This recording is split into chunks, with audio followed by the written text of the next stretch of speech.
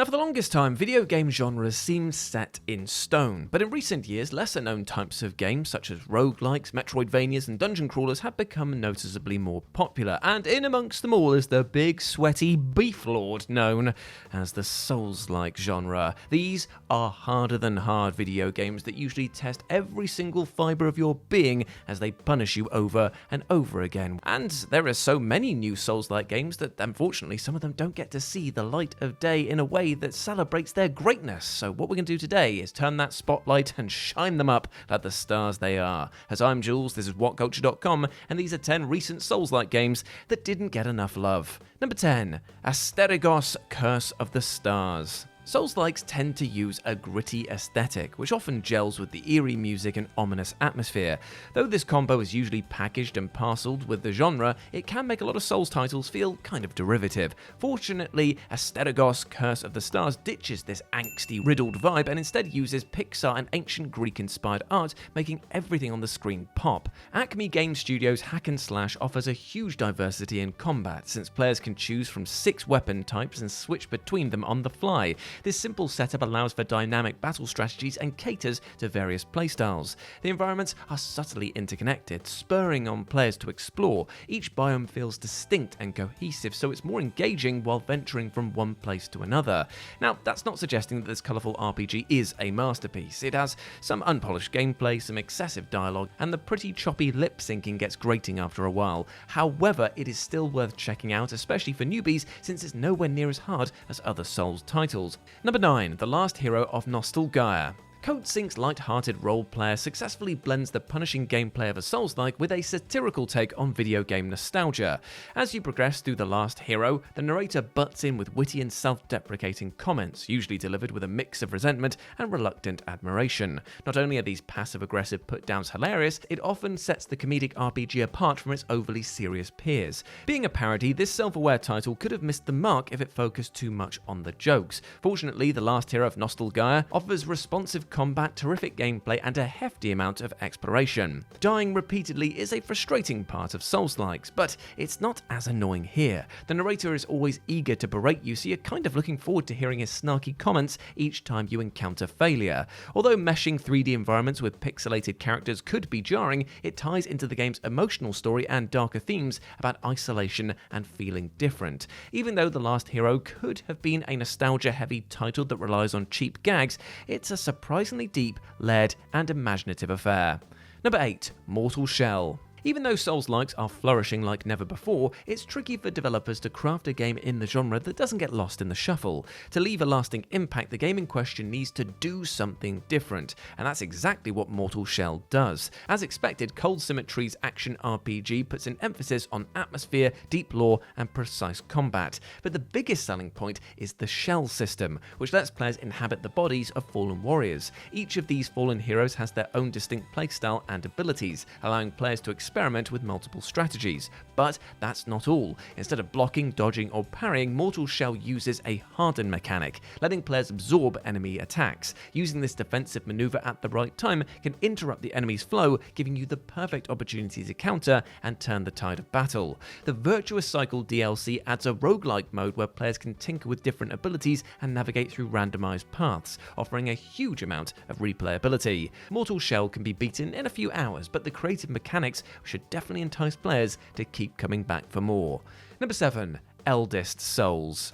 Based on its on-the-nose title, Eldest Souls could be mistaken as a formulaic Souls game, but nothing could be further from the truth. Once you pick up a greatsword and step inside its desolated world, it's clear that Eldest Scrolls is a labour of love. The pixel art environments and enemy designs are simplistic but atmospheric. Paired with a gloomy soundtrack, the tension is ever present, even when there's no enemies in sight. The combat is also intense, so players must rely on quick reflexes and be sure to manage their stamina carefully. Due to the minimalistic storytelling, players are also encouraged to uncover lore through exploration and subtle environmental cues. The skill tree is vast, but it's easy to manage and tweak to suit the player's needs. Once you get the hang of the myriad techniques, you'll be able to pull off deadly maneuvers that you never thought possible. The gameplay is unapologetically difficult, especially when facing the old gods bosses. These daunting foes can only be bested with skill, patience, and strategy, so it's deeply rewarding if you emerge triumphant, and that is a big if. With the recent release of the boss rush-based DLC, there's nothing stopping Souls purists from giving this underrated treasure a go. Number 6. The First Berserker, Kazan.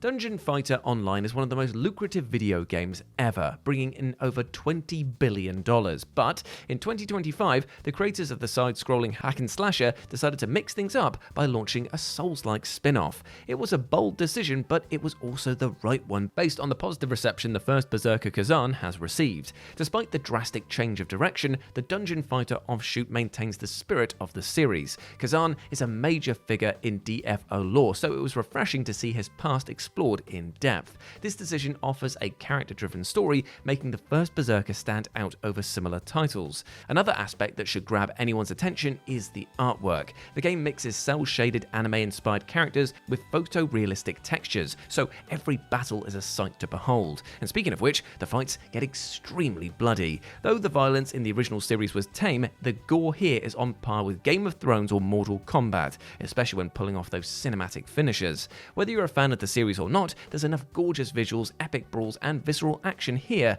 to whet the appetite of any Souls veteran. Number 5. Lords of the Fallen 2023. Though the original Lords of the Fallen obviously drew inspiration from Dark Souls, the medieval role player was much more forgiving, making it arguably more accessible. It had clever mechanics, including a system where players were rewarded with XP multipliers if they used minimal checkpoints. But due to its clunky controls, repetitive battles, and poor enemy AI, Lords of the Fallen received mixed reviews. So when it was announced that a remake was in the work, there was hope that this new iteration would remedy its precursor's problems. Sure enough, 2023's Lords of the Fallen boasts vastly improved graphics, a seamlessly interconnected world, sharper combat, a variety of co-op and online features, and superior customization.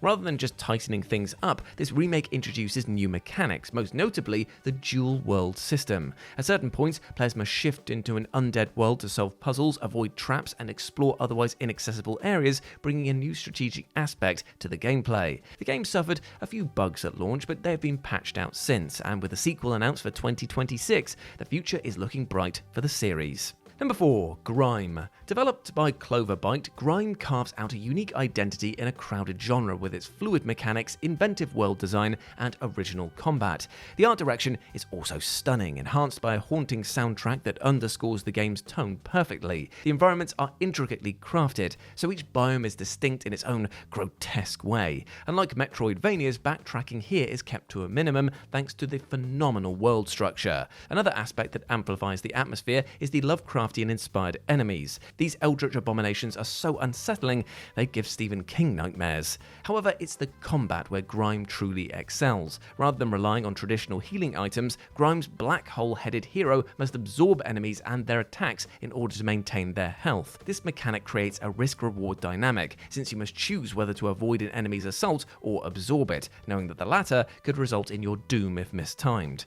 On top of that, the upgrade system encourages experimentation with different builds and weapons, allowing players to use whatever combination suits them best. With the release of 2 free DLCs recently, now is the perfect time to explore the world of Grime.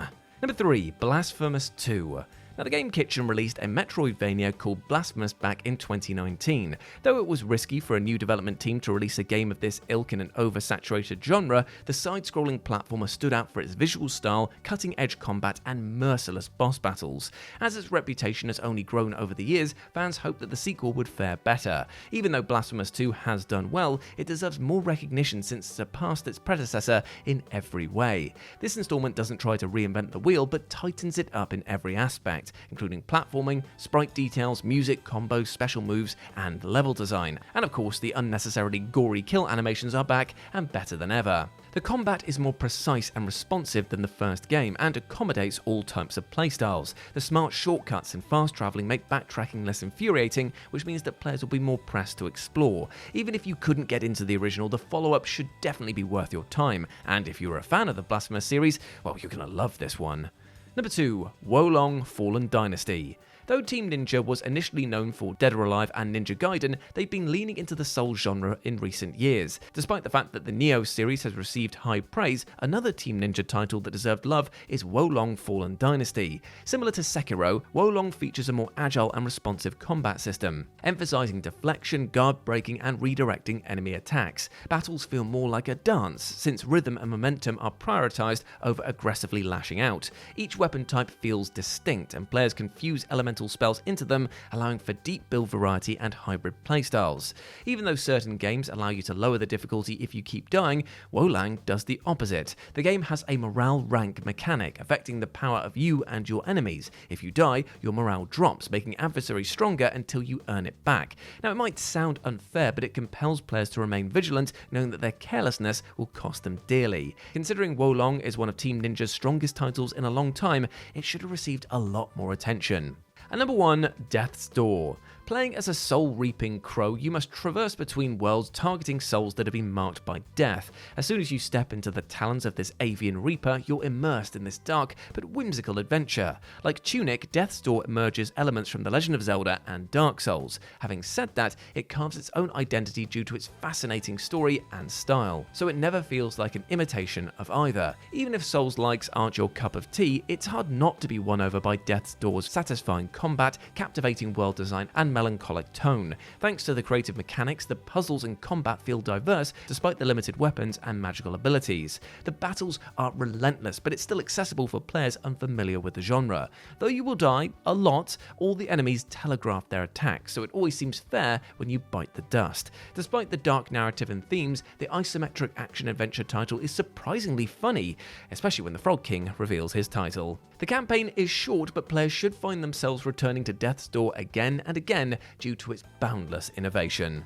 And there we go, my friends. Those were 10 recent Souls-like games that didn't get enough love. I hope you enjoyed that, and please let me know what you thought about it down in the comments section below. As always, I've been Jules. You can go follow me over on Blue Sky and Instagram, where it's @RetroJ, but the O is a 0. And I hope to see you over there. We can chat about Warhammer and stuff like that. And I hope you're treating yourself well, my friend, because you deserve all the bloody best, all right? Now get out there and smash it. As always, I've been Jules. You have been awesome, and never forget that. And I'll speak to you soon. Bye.